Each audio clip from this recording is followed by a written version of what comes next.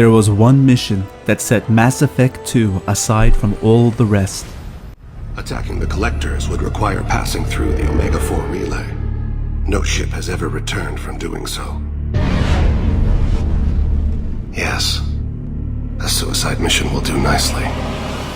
After almost a decade, the suicide mission in Mass Effect 2 still stands as one of the greatest achievements of BioWare creativity to date, bringing players on a last wild ride that was built up from the very beginning of the game.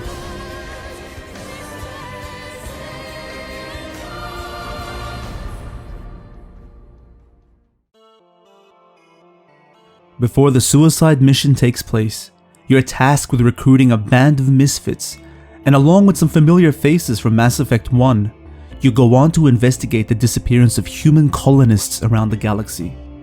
This leads the player, or Shepard, on a quest to recruit some of the most unique and interesting characters in the Mass Effect universe.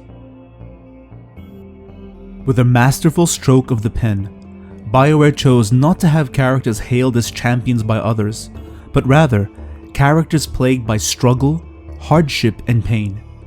Characters who were rejected by society, or at the least, have traits that would reflect societal rejection back when the game was made. Characters that have needs.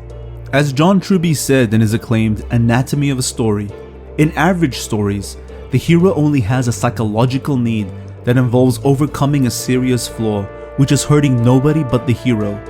In better stories, however, the hero has a moral need in addition to the psychological need, which is hurting others.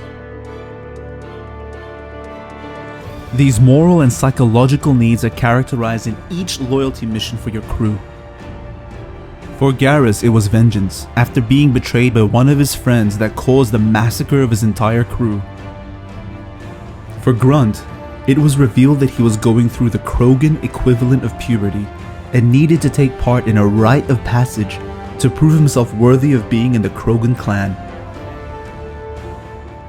For Jack, it was about destroying a facility that conducted experiments on her and on others.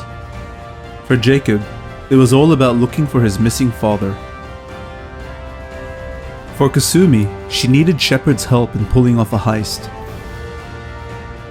For Legion, he wanted to liberate the Geth from heretics that wished to follow the Reapers. For Miranda, she had a twin sister that needed rescuing from her father. For Mordin, he wanted to save an old friend that was taken away from him. For Morinth, it was a conflict she had with her mother. For Tali, it was proving her innocence and restoring her honor.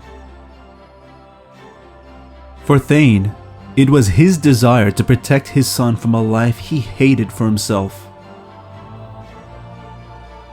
And for Zaid, it was redemption for a betrayal. This allowed for more grounded characters, albeit alien in race. The relatable struggles that govern the backstory of each character actually works in bringing about emotions of intrigue and interest to the player.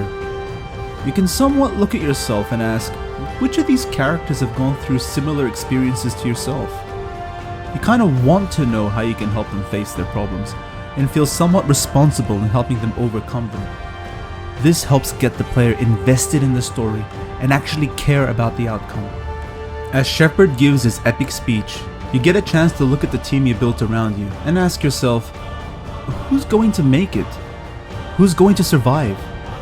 The weight of this question further intensifies when you're asked to decide who would be appropriate to take on certain tasks, and wear caution to making the right choice. Otherwise, you could easily lead to the death of one of your companions. The pressure was on.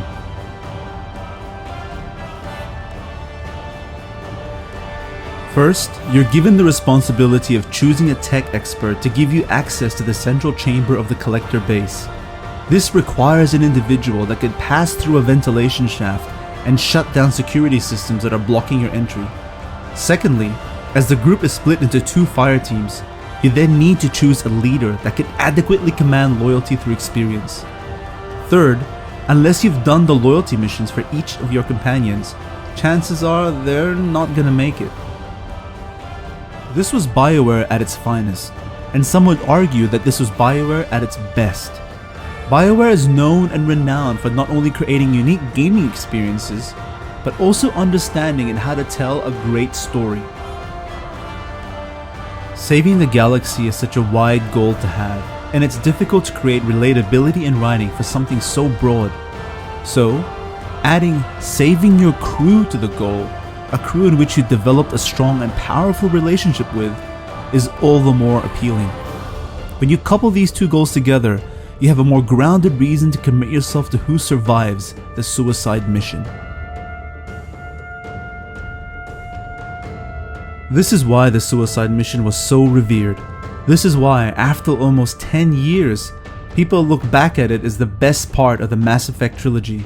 And this is also why the theme song still gives you goosebumps.